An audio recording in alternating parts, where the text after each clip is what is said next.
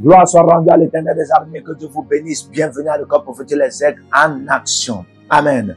Que Dieu vous accorde sa grâce, qu'il vous bénisse et qu'il vous favorise en ce jour au nom de Jésus-Christ. Alors nous avons un cours qui est très important pour la famille, pour les enfants aussi et surtout pour les parents qui ont des enfants ou qui auront des enfants. Déjà, je fais une prière pour ceux qui sont dans le corps de Christ et pour ceux qui sont dans le monde, que la lumière, qui est cette sagesse, qui est cette intelligence, brille dans votre vie aujourd'hui au nom de Jésus. Amen. Alors, directement, nous allons accélérer avec les différentes sagesses pour éduquer les enfants. Amen.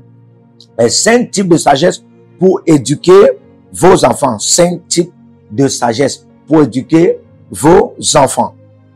Déjà, nous devons connaître que la sagesse est la vie. La Bible déclare dans Ecclésiaste 7, le verset 12, et dit, on trouve de l'ombre à l'argent. C'est-à-dire qu'on trouve de l'ombre sur l'argent, c'est-à-dire que l'argent peut nous couvrir. Amen. Et aussi, on trouve de la couverture, de l'ombre sur la sagesse. C'est-à-dire que la sagesse aussi peut nous couvrir, elle peut nous couvrir comme on peut trouver de l'ombre sur la sagesse. Mais la Bible précise bien l'excellence de la science, c'est que la sagesse donne la vie. Ça veut dire que pour faire grandir les enfants ou encore pour faire vivre les enfants, il faut la sagesse. Le fait qu'une femme accouche un enfant, comme l'on a toujours tendance à dire, une femme qui accouche est une femme qui donne la vie. Oui, le fait qu'une femme accouche un enfant et elle donne la vie ne veut pas dire que l'enfant là va vivre à 2 ans après l'accouchement, 3 ans après l'accouchement, 4 ans après l'accouchement. Non. L'enfant là peut vivre 1 an, 2 ans après l'accouchement et puis c'est ou bien même après même l'accouchement de 0 jour ou bien 1 jour, l'enfant meurt. Parce que ce n'est plus la vie qu'on appelle la vie des entrailles, la vie des branches utériques de la femme qui ont permis en sorte qu'après 9 mois, la femme vient accoucher l'enfant qui vont encore prendre soin de cet enfant. Non, il faudrait maintenant, ce n'est non même plus les mamelles. Ce ne sont même plus les mamelles, c'est-à-dire que le lait qui vient de mamelle de la mère, qui va encore permettre en sorte que on prenne soin de cet enfant. Non, alors là, pour donner vie à l'enfant que vous avez accouché, il faut une autre vie qu'on appelle la sagesse. Alléluia. Il faut une autre vie qu'on appelle la sagesse. C'est pourquoi nous vous donnons aussi 5 types de sagesse pour éduquer vos enfants. Premièrement, la correction des enfants de manière constructive. La correction des enfants de manière constructive. Déjà, ça veut dire ici là que une femme qui n'est pas elle-même sous un leadership, disons une maman qui n'est pas elle-même sous un leadership, et un père qui n'est pas lui-même sous un leadership, ça révèle déjà que soit la mère, soit le père ne sont pas construits, ne sont pas mentalement construits, ne sont pas éducativement construits, ne sont pas psychiquement construits, ne peuvent pas donner donc de la sagesse à l'enfant de manière construite. Toi, tu veux donner la correction à l'enfant, toi-même, tu n'es pas bien établi, tu n'es pas construit. Dans ce que tu fais, il y a du désordre. Dans ce que tu dis, il y a du désordre. Là où tu pars, il y a du désordre. Ton sortie et ton entrée, il y a du désordre. Comment pourras-tu éduquer l'enfant? Comment pourras-tu corriger l'enfant? Il faudrait que si il doit en avoir correction à l'enfant, il faut que, ou il doit en avoir éducation qu'on doit donner à l'enfant. Il faudrait la correction des enfants de manière constructive. On ne corrige pas un enfant en l'insultant. On ne corrige pas un enfant en se moquant de lui. Il y a des parents qui se moquent de leurs enfants. Il y a des parents qui insultent leurs enfants. Ils ne pensez pas que vous pouvez éduquer l'enfant de la sorte. Lorsque vous éduquez l'enfant, par exemple, en le corrigeant avec des insultes, en se moquant de lui, tu ris de ton enfant.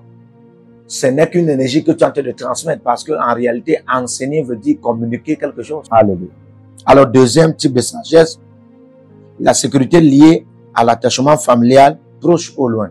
Oui, pour éduquer vos enfants, vous avez besoin de cette sagesse. La sécurité liée à l'attachement familial proche ou loin. Vous ne pouvez pas éduquer vos enfants si vous ne leur accordez pas encore de la sécurité familiale, que ce soit proche ou loin.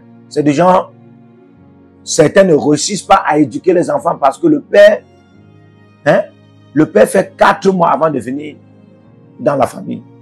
La maman aussi, parfois fait 3 mois. Ah, il y a des cas comme ça. Soit le père, qui est le mari, est séparé de la femme. Soit la femme qui est la mère des enfants est séparée du mari. Et c'est la tante ou l'oncle, ces catégories de personnes qui prennent soin de l'enfant. Mais ça ne va jamais marcher. Là, vraiment, s'il faut que la tante ou bien l'oncle prenne soin de vos enfants et vous, parents, en tant que femme ou bien mari, vous êtes séparés, il va falloir vraiment de la grâce pour que de tels enfants soient éduqués. Certains parents sont séparés comme ça. L'enfant n'a pas... Quand vous êtes séparés, sachez déjà que ça fait déjà de l'insécurité de l'enfant. Même si cette femme à qui vous confiez votre enfant est votre tante, est votre soeur, d'une manière ou d'une autre, la sécurité spirituelle de l'enfant sera déjà en danger. La sécurité mentale de l'enfant, la sécurité psychologique de l'enfant, la sécurité morale de l'enfant, la sécurité même, je dirais, maritale. Je dirais maritale de l'enfant. Voir de tous les aspects de la vie de l'enfant, cette sécurité sera en danger. C'est pourquoi on a toutes sortes d'enfants aujourd'hui dans la société. Comment vous imaginez une jeune fille qui était avec ses parents et ses parents se sont séparés. Une jeune fille qui était avec ses parents et ses parents se sont séparés. Quelle éducation elle aura? Et subitement, elle est à l'école. Et quand elle est à l'école, s'il te plaît, ce qu'elle va apprendre là-bas, ça ne sera pas seulement l'éducation de l'école, non. Et ce qu'elle va apprendre là-bas sera aussi d'autres choses que d'autres enfants font. C'est facile pour qu'elle se livre à la prostitution, qu'elle se livre à l'ivrognerie, qu'elle se livre au vagabondage, qu'elle se livre à toutes sortes de vies qu'on n'aimerait pas mentionner, dont on sait que c'est très mauvais. Alors, pour éduquer nos enfants, pour éduquer vos enfants, nous avons besoin de la sécurité liée à l'attachement familial. C'est-à-dire que les parents doivent être là.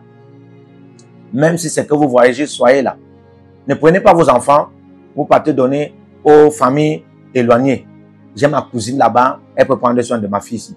J'ai mon cousin là-bas, il peut prendre soin de moi. Non, attention. C'est pas parce que toi tu veux sauvegarder le mariage, toi tu veux sauvegarder maintenant ton mariage. Eh oui, tu veux sauvegarder ton mariage et tu laisses l'enfant très loin. Et tu espères que l'enfant ait une bonne éducation. Non, mais tu rêves, attention. L'enfant ne peut pas en avoir une bonne éducation.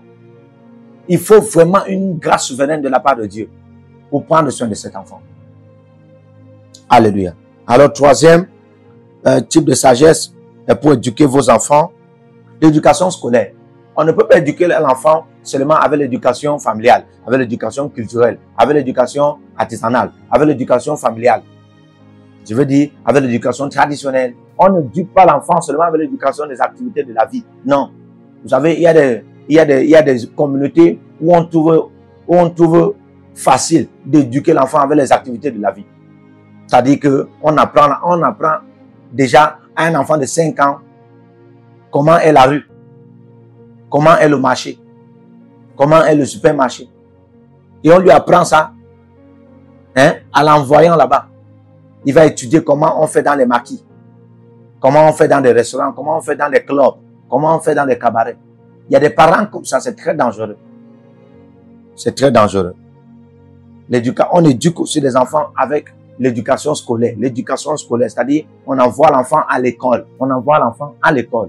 C'est pour lui donner une certaine éducation scolaire qui va permettre en sorte qu'il ait de l'intelligence. Vous savez, on n'apprend pas de l'intelligence à l'école. On apprend de l'intelligence. On peut naître avec l'intelligence. Je veux dire, on n'apprend pas la sagesse à l'école. On peut naître avec la sagesse. Oui.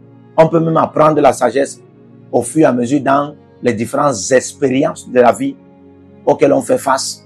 Mais de l'intelligence, la connaissance, on peut aussi apprendre à l'école.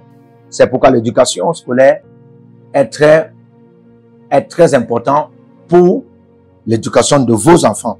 Parce que parfois aussi, on en trouve des bons maîtres, on en trouve des bons professeurs qui peuvent contribuer à l'éducation même familiale de l'enfant. Si de tels enfants ont des parents, peut-être qu'il y a des parents qui sont très éloignés. Le maître, le professeur peut prendre soin seulement avec l'école. Il y a des enfants comme ça qui grandissent seulement avec l'éducation de l'école et à partir de l'éducation de l'école, l'enfant connaît presque tout. l'enfant est responsable. L'enfant a de la connaissance de la vie. Quatrième type de sagesse pour éduquer vos enfants, la libération de l'autonomie à l'enfant de manière progressive. Oui, si vous voulez éduquer vos enfants, frères, sœurs, mères et pères, sachez ceci, il y a un temps où on doit laisser au fur et à mesure, c'est-à-dire de manière progressive, une autonomie à l'enfant. Vous n'allez pas éduquer un enfant et puis vous le fermez chaque jour dans les barrières. Il ne sort jamais. Il ne sort jamais. L'enfant n'a pas la liberté. L'enfant, on peut le chercher à l'école avec de la voiture ou à bien une moto ou avec un tricycle. On peut chercher l'enfant. Chaque fois, l'enfant est gardé. Chaque fois, l'enfant a des gens qui gardent. Non. Il y a des moments dans la vie, si vous voulez éduquer l'enfant, vous commencez au fur et à mesure à donner de l'autonomie de manière progressive à l'enfant. Parce qu'un jour, cet enfant va vous quitter. Oui. Quand il va grandir, il ne faudrait pas que la vie du dehors surprenne l'enfant.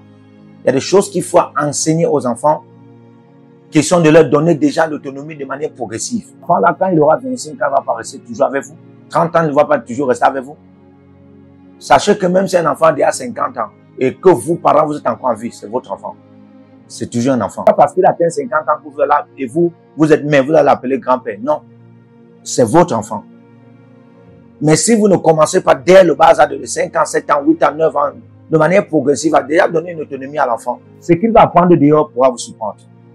Je prends un exemple, et c'est une histoire qui est très vraie, d'une jeune fille qui habitait ses parents. Elle était très riche, les parents aussi étaient très riches. D'abord, sa richesse dépendait de la richesse des parents. Et pour ce faire, les parents lui donnaient presque tout. Les parents donnent presque tout, et dans la maison, il y a de l'écran, les chaînes de vision, et il faut regarder la télé, il faut voir tout. Elle avait presque tout dans sa chambre, au salon, et puis même à la cuisine, à la télé. Tout ce qu'elle voulait. Un nounou, majordome, et tout ce qu'elle voulait, elle en avait. Mais attention, un moment est venu où, à partir de la télé, là, elle a commencé à apprendre que l'aspect de l'amitié est très important, et c'est plus, c'est ce qui lui manquait. Elle ne vivait qu'avec ses parents, et puis, parents ne sont pas toujours là. Ce n'est que nounou, majordome. Une fois, on l'a accompagnée à l'école et puis il fallait partir prendre du carburant ailleurs et elle est restée. C'est comme ça qu'un ami a fait sa connaissance et l'a amenée à la maison.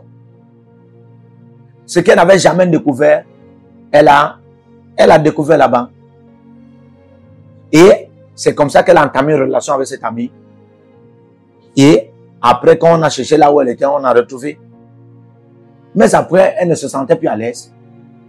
Quand elle est partie, parce qu'elle venait de découvrir ce que c'était une amitié avec quelqu'un de dehors, dont ses parents ne lui avaient jamais appris. Et quand on lui disait que non, ce n'était pas bien d'en avoir un ami comme ça, c'est dangereux pour son âge et tout, ce n'était plus dans sa tête. Et c'est comme ça qu'elle a eu la relation avec cet ami, et puis il y a même eu rapport sexuel. Et quand il y a eu rapport sexuel, c'est comme ça qu'elle a perdu sa vie. À qui la faute selon vous? Attention, moi je ne dirais pas que c'est la faute de la fille. Si les parents avaient déjà commencé à enseigner ce genre de vie à l'enfant, question à déjà donner une autonomie progressive à l'enfant, elle ne serait pas là à se retrouver avec une amitié qui a conduit à sa mort. Cinquième type de sagesse pour éduquer nos enfants, l'affection sentimentalement charitable. L'affection sentimentalement charitable.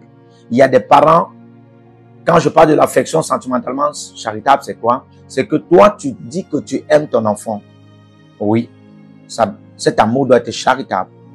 Genre, tu peux pas aimer un enfant, tu peux pas dire que tu aimes ton enfant et tu ressens cet amour et tu ne fais pas des cadeaux. Un parent qui aime l'enfant et ne donne rien à l'enfant est en train de mettre cet enfant dans le rein d'être son ennemi. Parce que tu ne vas pas dire que tu aimes l'enfant et tu n'as jamais acheté des vêtements à l'enfant. Tu n'as jamais acheté des chaussures à l'enfant. Tu n'as jamais pris soin de l'enfant. Non.